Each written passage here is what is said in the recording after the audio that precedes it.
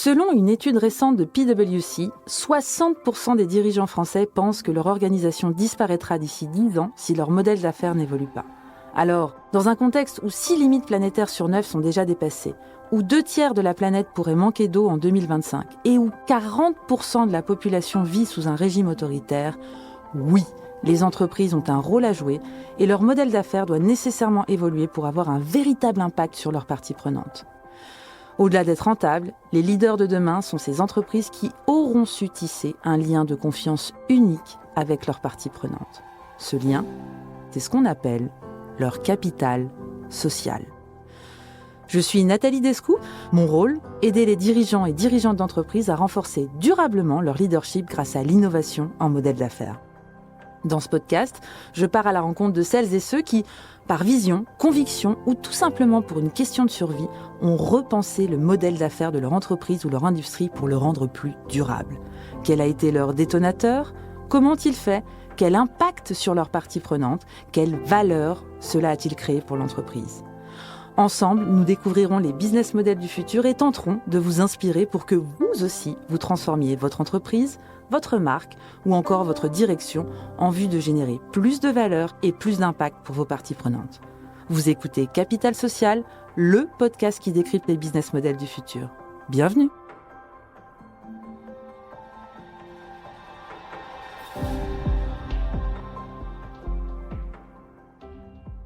Chères auditrices, chers auditeurs, bonjour et bienvenue dans Capital Social, le podcast qui décrypte les business models du futur.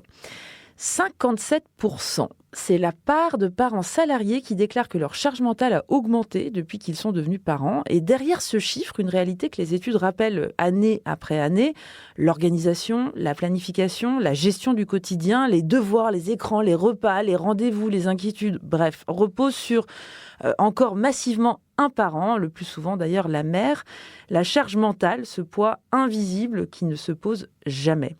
Autour de ce poids, tout un marché s'est structuré, des plateformes qui vendent la parentalité aux entreprises, des mutuelles qui sponsorisent des campagnes sur la santé mentale des jeunes, des baromètres qui se multiplient. La charge mentale est effectivement devenue en quelques années à la fois une cause sociale et un marché, il faut bien le dire. Alors mon invité du jour a choisi de l'adresser autrement. Stéphanie Gatti a passé plus de 20 ans dans la presse, dans des journaux comme Libération, 20 minutes, avant de cofonder en mars 2025 avec Quentin Brunel quelque chose d'un peu différent qui s'appelle Aide aux darons. Alors le nom dit déjà le ton, Aide aux darons, sans jugement, sans culpabilisation, une plateforme en ligne, gratuite pour les parents d'enfants du CP à la 3e, sur tout ce qui pèse à cet âge-là, l'école, les écrans, le harcèlement, l'argent de poche, l'adolescence qui approche, etc. Et c'est bien là que le sujet devient intéressant pour nous, parce qu'une plateforme gratuite, indépendante et bienveillante, ça pose une question business redoutable. Qui paie ? Pourquoi ? À quel prix ? Et quel est le prix finalement pour la confiance ? Stéphanie vient de la presse, elle connaît mieux que personne ce qu'on appelle la muraille de Chine entre la rédaction et les annonceurs. Alors comment monétise-t-on la charge mentale des parents sans la trahir ? C'est tout l'enjeu de cet épisode. Stéphanie, bonjour. Bonjour. Merci d'être au micro de Capital Social. Ah mais je suis ravie, c'est un vrai plaisir. Et ben nous aussi. Alors Stéphanie, on va se dire tu parce qu'on se connaît par ailleurs. 20 ans de presse, aujourd'hui fondatrice d'une plateforme pour les parents. On accueille qui à ce micro ? La femme de presse, l'entrepreneuse, la daronne de terrain ? Eh bien, multiples casquettes, je vais dire l'entrepreneuse évidemment et la daronne, puisque ce projet d'aide aux darons n'aurait pas existé sans mes préoccupations de maman. Et voilà, je suis cet ensemble-là devant toi. Alors, Aide aux darons, raconte-nous un petit peu, on l'a introduit dans l'introduction, mais c'est quoi concrètement ? Comment ça naît et quelle est la valeur quelque part qu'on crée à travers cette plateforme ? Aide aux darons est venue d'une expérience personnelle qui est comment répondre à des interrogations, notamment sur les écrans, sur l'alimentation. Je passais énormément de temps à essayer de trouver une info qui était justifiée. Donc, il existe beaucoup de choses pour les jeunes enfants. Il y a pléthore de sites et de bons accompagnements. Sur la petite enfance, petite enfance, de 0 à 5 ans. Mais quand on passe au niveau CP, et encore plus en 6e, on se retrouve avec beaucoup de sites. Et alors, c'est une déformation professionnelle. J'ai besoin de savoir qui écrit, comment c'est sourcé, qui me donne ses conseils. Et je passais trop de temps à, limite, regarder qui me donnait ses conseils. Plutôt que de regarder le contenu, Exactement. quoi. Ouais. Et du coup, la vie a fait que je me suis posé la question à un moment. Qu'est-ce que je vais faire après avoir quitté 20 minutes ? Et je me suis dit, il est temps, je vais aller creuser cette idée. Et j'ai utilisé tout un réseau d'associations formidables qu'on a en France, vraiment sur la création d'entreprises, qui m'ont accompagnée sur cette idée de traiter la parentalité autrement. Et après 2 ans de travail, Aide aux darons, la plateforme est née. Donc, on a aideauxdarons.com, je Oui, crois, tout si je à ne me trompe pas. Et tu le dis très bien, c'est une plateforme où, en fait, tout parent normalement constitué va pouvoir trouver des informations sourcées, crédibles, Tout à fait. qui, sur des sujets qui les taraudent d'aujourd'hui. Exactement. Comment, en termes de valeur, justement, si c'est sourcé, etc., est-ce que vous avez des journalistes derrière ? Est-ce que vous avez des gens qui écrivent les articles ? Enfin, comment se crée un petit peu la valeur qu'il y a sur la plateforme ? Oui, tout à fait. Alors, des formations, des médias toujours. On travaille à la fois avec des journalistes qui vont vraiment aller chercher l'information.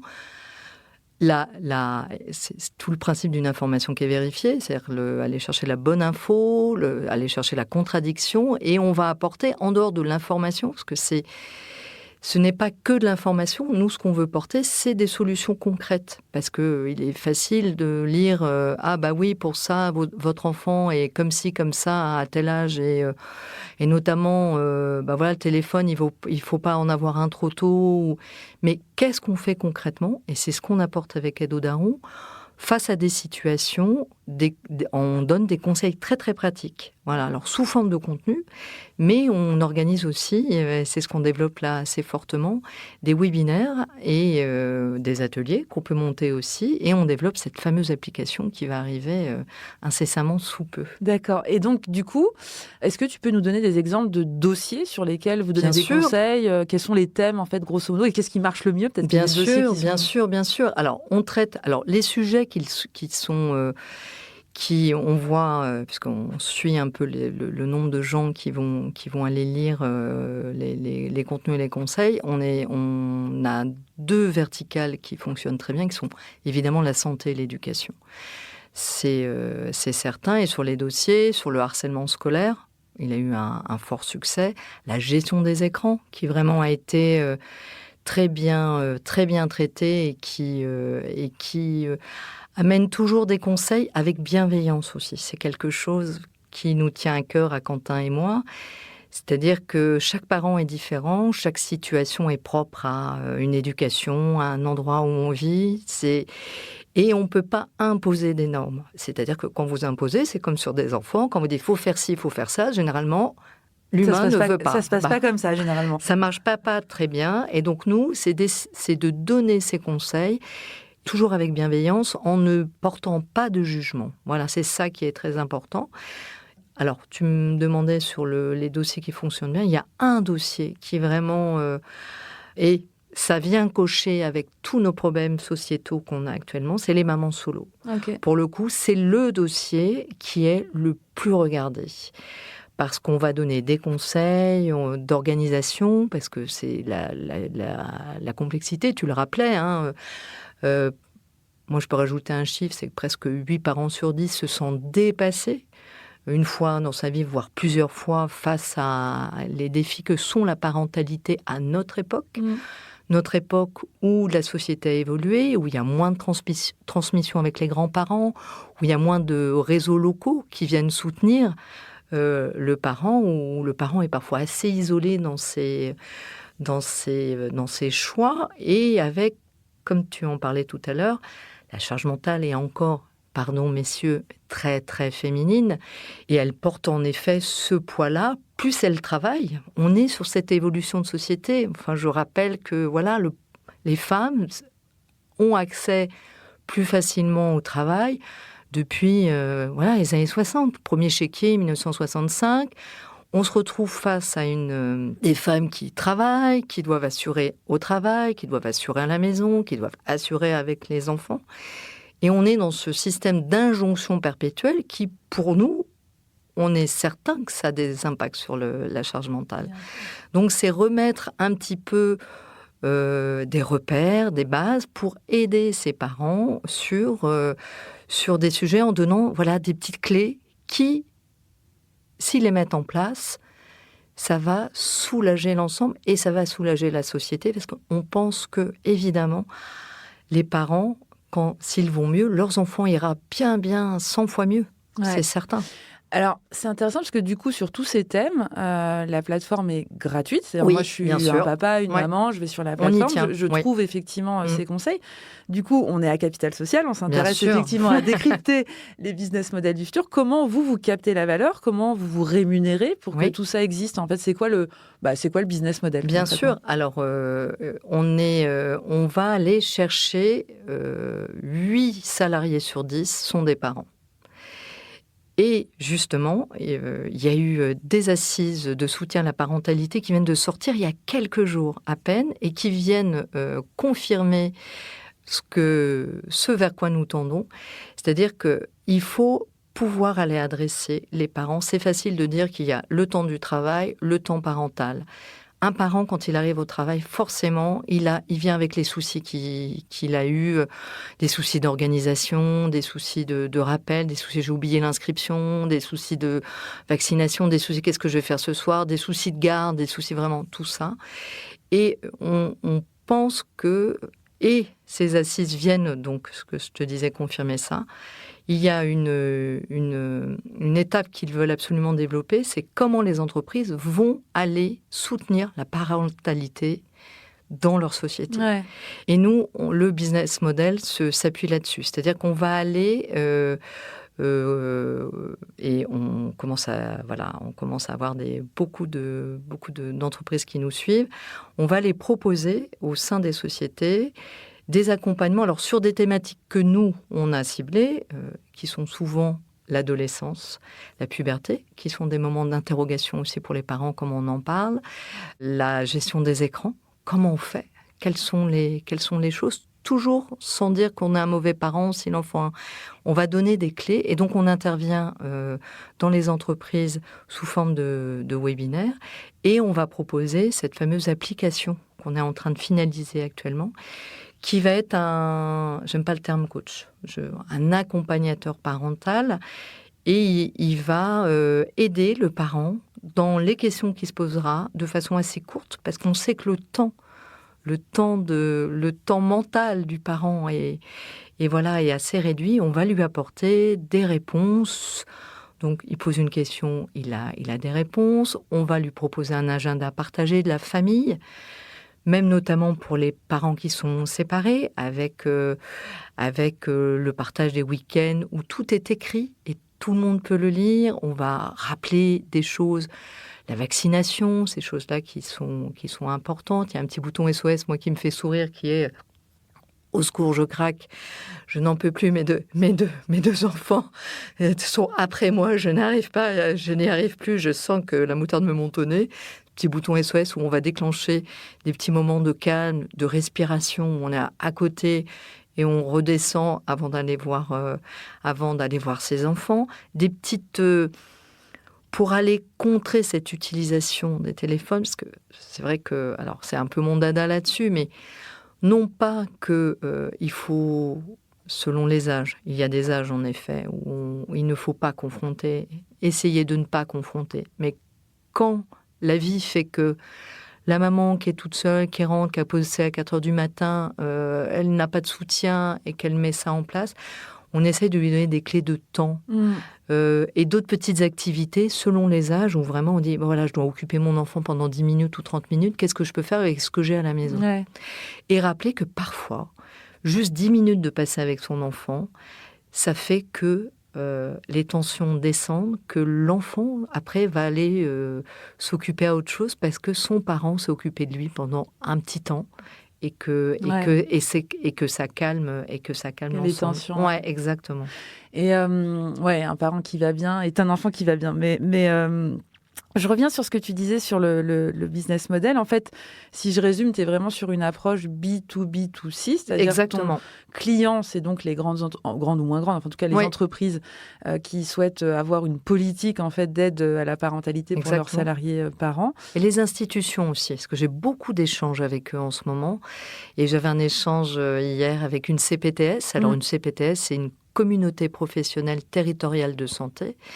Et ils sont amenés sur leur territoire à couvrir et saisir et réunir des praticiens qui vont traiter de sujets. Et hier, j'avais un échange avec une qui est la Drôme-Ardèche, comme elle s'appelait, Anaïs. Et elle était très intéressée par Aide aux darons et l'approche qu'on a sur la parentalité, et intéressée par, pour le coup, un webinaire qui pouvait être autour de la puberté, et l'application et aussi quelque chose qui l'intéressait fortement, parce qu'elle dit ça vient en complément de ce qu'on met comme action concrète sur nos territoires. Ouais. Et ça peut être un soutien. Et j'étais ravie de cet échange hier, parce qu'elle était très, très drôle. Alors, elle aussi, un de ses sujets est la gestion des écrans et comment on amène les enfants. Et du coup, notre conversation a débouché sur le fait qu'elle avait créé...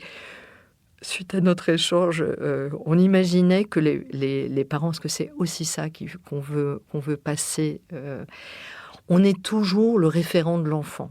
Et c'est vrai que quoi qu'on fasse, alors, il ne faut pas le prendre en charge mentale, mais il faut y penser quand même que si on est né sur notre téléphone toute la journée, évidemment, alors moi je viens d'une ancienne génération où quand j'arrivais à attraper la télécommande de mon père, j'étais la reine du monde. C'est-à-dire que là, j'avais le pouvoir sur le monde d'allumer cette fameuse télé, de choisir mes émissions. Mais là, pour les enfants, c'est pareil. C'est-à-dire que quand ils voient ce fameux téléphone dans la main de leurs parents tout le temps, ils se disent « waouh, c'est le pouvoir ». Et essayer de mettre des moments différents, et c'est avec ça qu'on répond à Aide aux darons. On y répond en donnant des solutions concrètes, d'activités, de moments d'échange. Et tout est lié. Tout est lié dans moins d'écrans, moins d'enfants assis, moins de junk food, plus de gens qui se mettent en mouvement, plus de gens qui échangent. Parce que l'important, c'est d'échanger. Ouais. Voilà.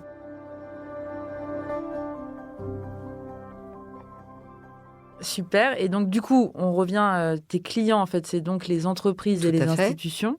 Comment ça marche? C'est un abonnement? T'es sur quel type, en fait, de captation de valeur? Alors, sur ce première étape-là, on propose donc ces fameux webinaires. Généralement, on propose un package qui va être sur l'année, sur 4 thématiques. On a déjà travaillé les thématiques et on voit avec eux, en effet... leur intérêt, et on développe ça sur l'année, une prise de parole. Et on discutait avec une entreprise. L'entreprise ne se substitue pas à la parentalité. Ce n'est pas... Et c'était en effet un échange que j'avais avec L'Oréal, le groupe L'Oréal, c'est que on est... Voilà.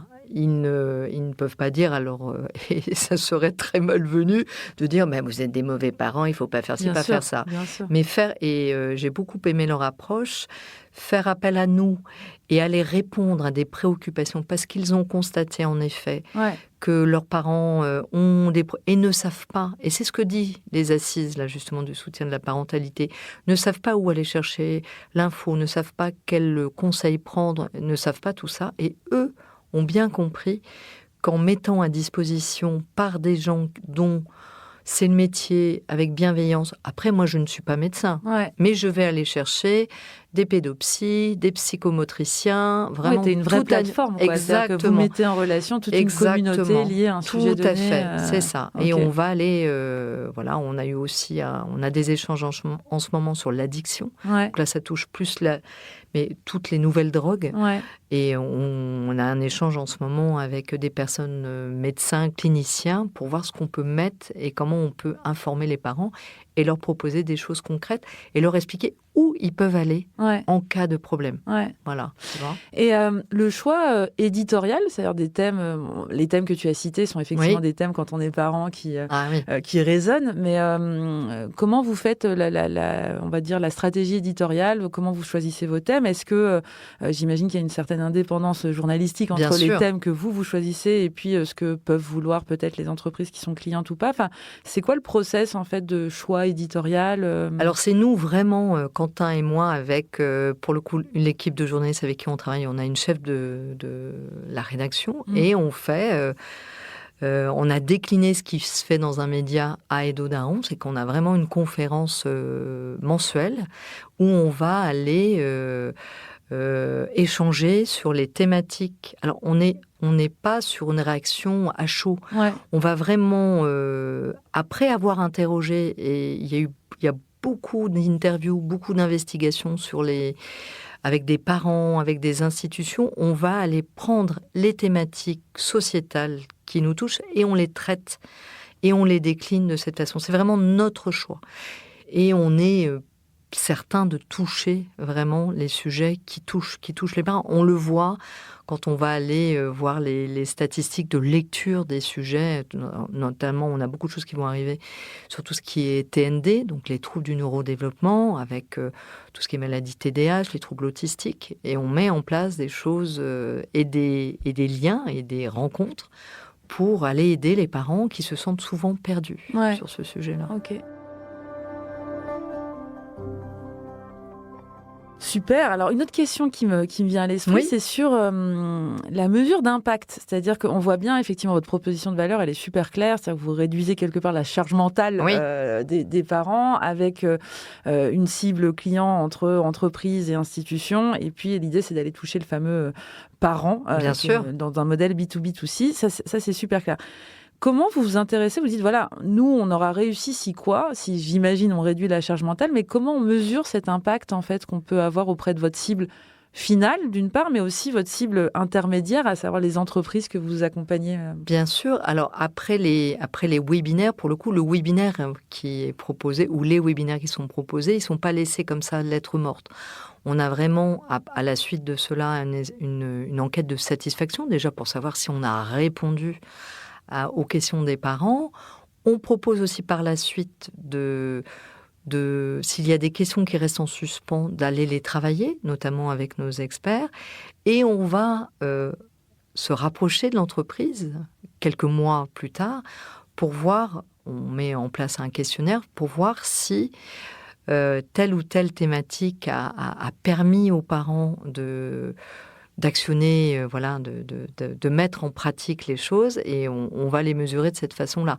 Après, il est vrai que comment mesurer l'impact de la baisse de la charge mentale sur le parent, c'est par alors, des retours de parents qu'on a eu déjà. On a fait des premiers webinaires pour le coup sur les écrans, et on a eu des retours qui étaient très très positifs en nous disant mais en effet j'avais pas pensé à ça, j'ai mis en place, alors sur des enfants plus vers 6 ans, mais j'ai mis en place ce système de pastilles, de petits écrans tu as le droit à 15 minutes, et qui ont mis ça, et c'est toute l'ambivalence à la fois de la parentalité et de la mise en place de repères. Parce qu'une parentalité sans repères fait souvent que ça fait des enfants perdus. Et c'est ça. Et quand on remet et qu'on arrive à passer ces repères, et qu'on a des retours de parents qui nous disent « merci beaucoup ».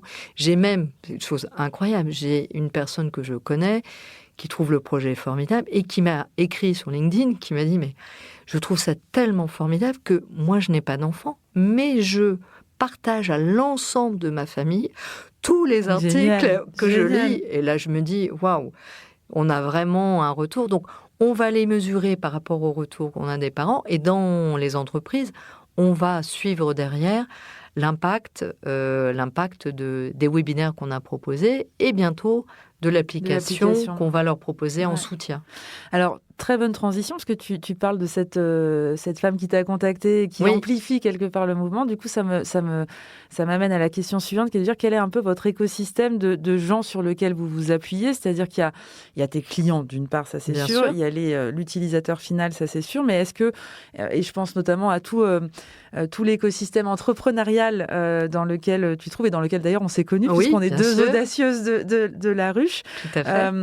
Comment, là c'est plus une question personnelle, on va dire. C'est quoi d'être entrepreneur qui crée Aide aux darons, et quels sont, grosso modo, si on doit aussi aider les entrepreneurs, aide aux entrepreneurs à avoir un peu la logique de qui sont les relais sur lesquels toi tu t'es appuyé, qu'est-ce qui a fait que Aide aux darons on est arrivé là, et où tu te trouves aujourd'hui par rapport à ça? Oui, alors... Mais ça a été vraiment, l'entrepreneuriat, c'est vraiment des rencontres. D'ailleurs, nous en sommes une. Tout à fait. C'est ça, vraiment des rencontres. Et quand je te parlais tout à l'heure du tissu en France d'associations qui sont absolument formidables, j'ai vraiment eu des rencontres extraordinaires. Déjà, cette idée écrite d'Aide aux darons, elle est venue, je vais quand même les citer parce que je les trouve incroyables, d'une petite association qu'on appelle la VARAP, qui est une association qui a été fondée par des cadres, elle a 40 ans maintenant, et quand des ingénieurs se sont retrouvés un peu sur le carreau, quand le tissu industriel a commencé vraiment à se réduire à peau de chagrin, ils ont mis en place une méthode de travail sur soi-même qui a fait que pendant 6 mois, j'ai travaillé avec un groupe et on a toujours des contacts je suis toujours en contact avec ce groupe. Un univers, mais improbable. J'avais quelqu'un de la Banque Lazare, quelqu'un qui avait monté les premiers carrefours en Chine, une biologiste, un historien, une DRH. Et on s'est retrouvés 10-12 à travailler qui nous étions. Vraiment une méthode formidable qui m'a amené à ce projet qui me tenait à cœur. Ah, c'est vrai, c'est né d'un moment un peu d'épiphanie. Exactement. Où là, je me suis dit, je vais oser. Et puis c'est aussi le truc, moi j'ai quand même, comme tu disais, plusieurs dizaines de salariats dans le privé. Et me dire qu'à mon âge, je vais me lancer dans l'entrepreneuriat, tu m'aurais dit ça il y a 2 ans, je t'aurais rayonné. Ça ne va pas. Comment vous êtes fait? C'est pas possible. Et à partir de là, j'ai eu cette idée-là. Je me suis formée en marketing digital parce que c'était quelque chose que voilà, on a beaucoup de wording, comme on dit, des mots très précis. Une fois on se les a appropriés, on voit très bien comment ça fonctionne. Donc j'ai travaillé 4 mois, une certification, mais 7 heures, 23 heures, 7 jours sur 7. J'en revenais même pas. Je me suis dit, je ne vais pas y arriver. Et j'ai été certifiée avec de bonnes notes. Vraiment, j'étais trop fière. Bravo. Ça a été ma première étape. Et par la suite, c'est Aide aux darons, c'est une histoire, c'est des rencontres. J'ai rencontré Quentin, cofondateur, ancien start-upper, qui a lancé avec 3 autres associés une solution qui s'appelle Bidis, qui marche vraiment de mobile learning. On n'est pas mobile learning, qui fonctionne très bien. Bon, lui, il a eu un moment envie d'autre chose et il est parti dans le Gers, s'installer avec sa femme et ses enfants. Et on s'est retrouvés sur ces sujets-là et on s'est dit, allez, banco, on se lance dans ce projet-là. Et on a été accompagné par ce réseau associatif fou, la BGE. Ouais. La BGE qui m'a fait... j'ai été choisie dans les Talents 2025, ce qui m'a fait rentrer dans ce fameux tissu qui est Coq-Créa de la BPI. Ouais. Et ça, tu as le petit coq jaune. J'ai mon petit coq jaune et je suis ravie d'être une ambassadrice de Coq-Créa. On a été suivi par Willa, qui est aussi, pour le coup, un incubateur plutôt féminin, on va dire, qui va accompagner les startups. Donc, il y a eu Willa et il y a eu donc La Ruche, où nous sommes rencontrés, qui va justement nous aider sur nos projets à impact sociétal. Et pour nous, Aide aux darons, c'est vraiment un projet impact sociétal. Et dans mon histoire là, c'est plus personnel, mais du coup, vraiment, le conseil que je donne parce que je suis intervenue dans pas mal de conférences, du coup, la BPI m'a fait intervenir, la BGE m'a fait intervenir, je suis un petit peu sur... Et c'est avec plaisir que je passe ces informations-là.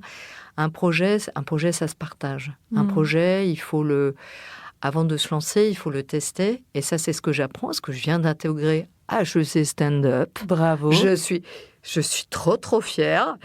Je suis rentrée dans le programme et il faut vraiment partager ses idées. Et c'est... moi, j'ai rencontré mon expert comptable grâce à mon esthéticienne. Non, mais je sais que je fais rire tout le monde. Et quand même, je sais que tu as eu cette idée. D'ailleurs, Marie-Adeline Pex de la BPI m'a dit « Mais vous êtes incroyable ». À un moment, j'ai eu beaucoup de doutes avant de lancer parce qu'il fallait trouver des financements et parce que je me suis dit, mais comment je vais faire ? Et j'avais fait un rendez-vous avec ma banque personnelle à l'époque. Il m'avait dit, oui, bien sûr, je vais vous financer. Bon, ça ne se passe pas toujours comme de cette façon-là. Et elle m'avait parlé de Love Money, ce fameux Love Money dont on nous parle, qui consiste à aller voir des gens qu'on connaît, de la famille, des amis... qui croient dans notre projet et qui vont investir dedans. Et moi, je ne demandais. Les choses ont changé. On progresse beaucoup quand on devient entrepreneur. Ou on fait avec des compétences qu'on a et qui vont se développer de façon assez incroyable. Moi, je dis souvent, et la BPI se moque pas mal de moi sur le sujet, que mon cerveau s'est ouvert à partir et que ce cerveau s'ouvre, quels que soient les âges. Ouais. Vraiment, c'est quelque chose que je porte aussi avec force. Et donc, ce fameux Love Money, donc, moi, je me dis, je vais pas en demander, mais j'en parle avec une copine podologue et je dis, voilà, ma banque me dit, il faut que je fasse du Love Money. Et là, c'était un lundi, cette personne me dit, mais moi, j'ai investi tout de suite, Madame Gatti. Mais comment ça ? Elle dit, moi, j'en parle à mon mari, je mets de l'argent dans votre société. Là, je me dis, mais je rigole. Donc, le premier investisseur, c'est votre podologue. C'est totalement. Bon, on la remercie. On la remercie. Merci Valérie, merci beaucoup. 2 jours plus tard... Bon, parce que j'ai tendance, quand être entrepreneur, c'est pas une ligne droite, c'est un marathon. Donc, on a tendance à se coincer le dos ou ce genre de choses. Moi, c'est plutôt ça. Je discute avec Myriam, fameuse kiné Myriam. Et donc, elle me dit, mais comment allez-vous ? Alors, votre projet, qu'est-ce qui se passe ? Et je dis, voilà, il faut que j'aille chercher du Love Money. Ah, mais je vous arrête tout de suite. Moi, je mets de l'argent dans votre boîte. Et là, je me dis, mais qu'est-ce qui se passe ? C'était une bonne semaine. C'était la semaine. Je me dis, mais lundi, mercredi, je me dis, mais qu'est-ce qui se passe ? Et justement, j'ai échangé avec Quentin, qui avait préparé déjà le logo, parce qu'à la base, il a une formation graphiste. Et il me dit, mais attends, mais évidemment, moi aussi, j'investis. Parce que j'y crois à fond à ton projet. Et tout s'est lancé comme ça. Et tout s'est aligné comme ça. Vraiment, un alignement... Les planètes, ça fait sourire, mais ça confirmait que je portais profondément ce projet, parce que c'est vrai que aussi quand on est entrepreneur, c'est nous qui portons le projet, et j'ai réussi à faire passer ça alors que j'étais qu'à la phase d'idéation, comme on dit. Ouais, mais en parler aussi. C'est vrai que souvent on se dit, si j'en parle, on va peut-être me piquer l'idée. Et en fait, pas du tout. Plus t'en parles, plus on en parle, plus on rencontre. Et vraiment, alors, peut-être que vous allez tomber sur des gens qui vont être mal intentionnés. Moi, je sais qu'on est un peu comme ça, où on se dit que les gens sont bien intentionnés. Et c'est très étonnant quand on parle avec d'autres personnes du côté aide qui peut arriver. Ah, moi, je connais un tel qui pourrait t'aider. Tiens, l'expert comptable, je l'ai rencontré comme ça. Et vraiment, il y a eu tout un tissu d'échanges et de contacts incroyable. Et moi, je parle tout, et j'adore, je parle. Mais ce qui est très important, c'est d'écouter les autres. Et j'adore ça. Et quand je peux être...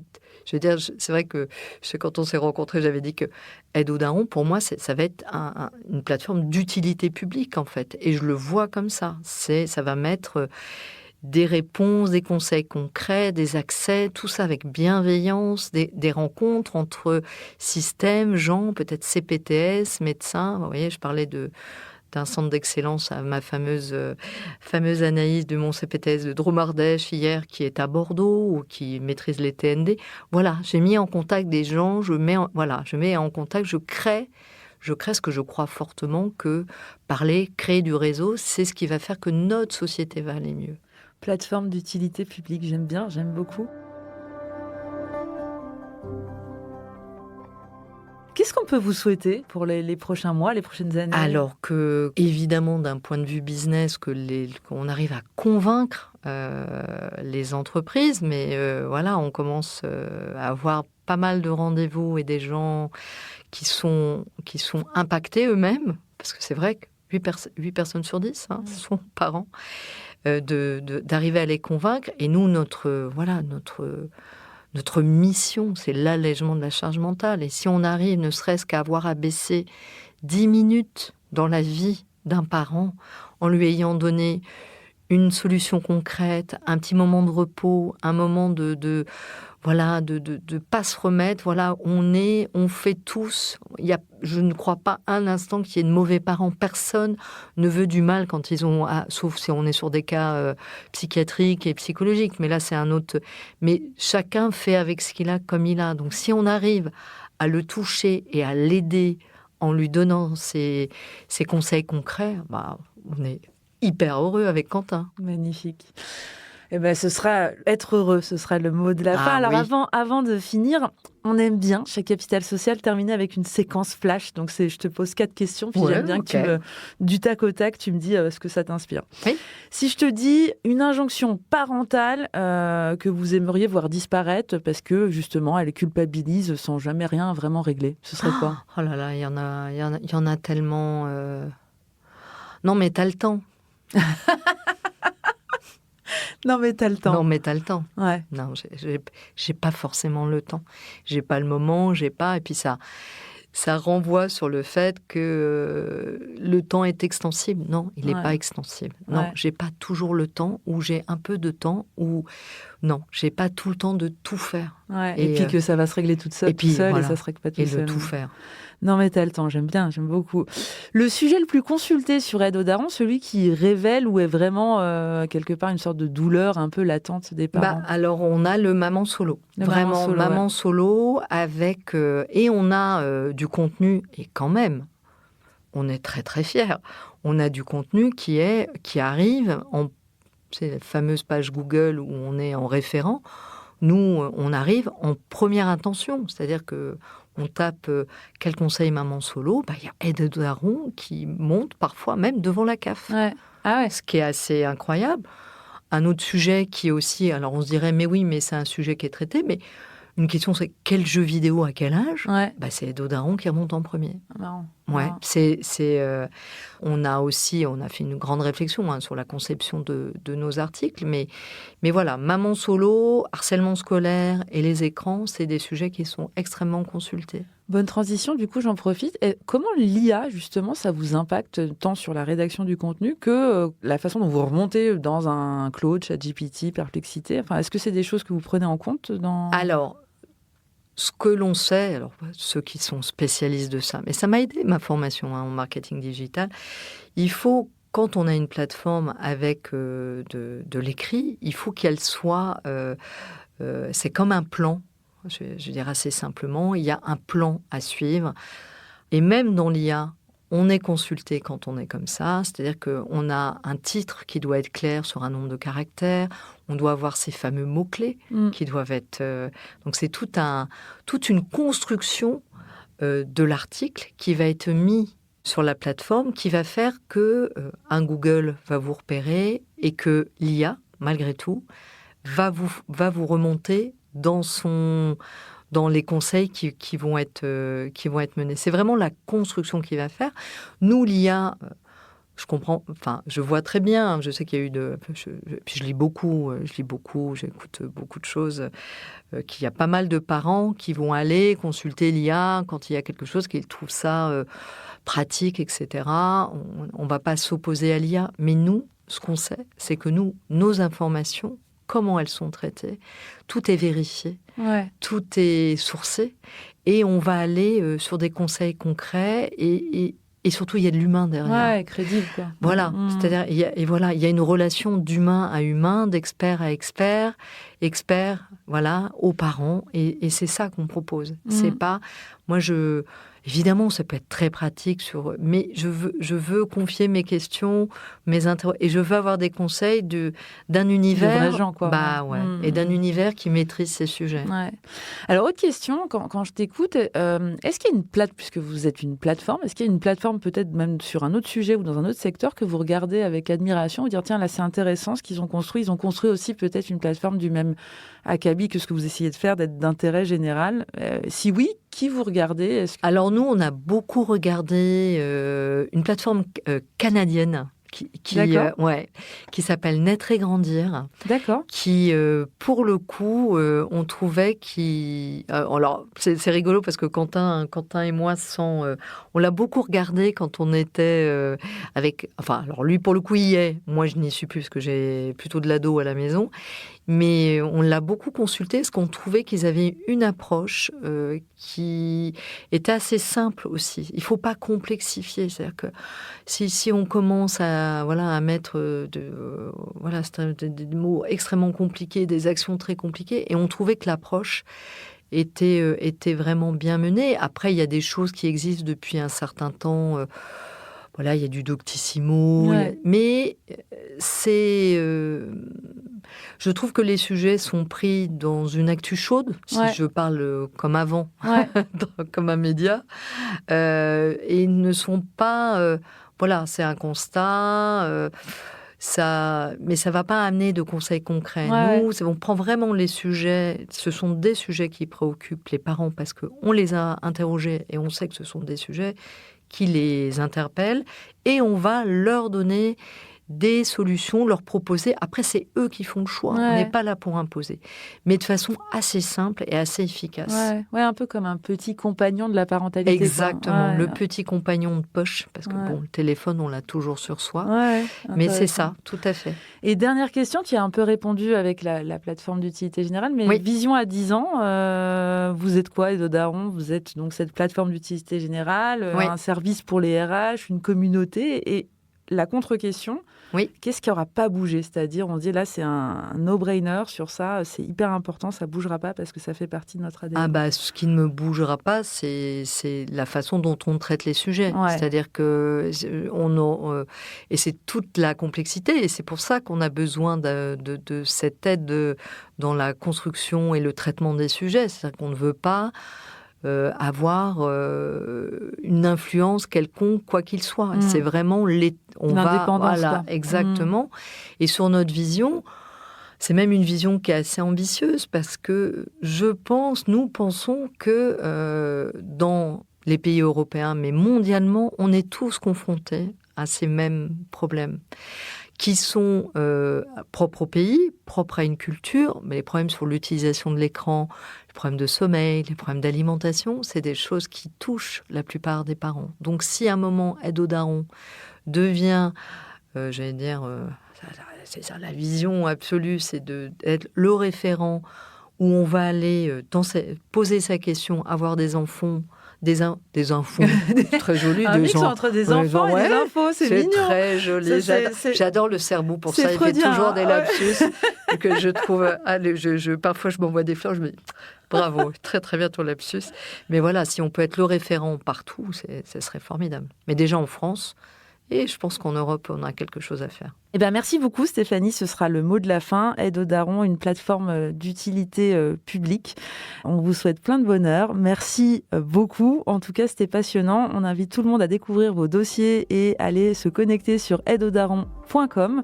Merci à toute l'équipe technique de One2One2 qui rend ce podcast possible. Quant à nous, chères auditrices et chers auditeurs, je vous donne rendez-vous dans quelques semaines pour le prochain épisode de Capital Social, le podcast qui décrypte les business models du futur. Merci Stéphanie. Merci Nathalie, merci beaucoup.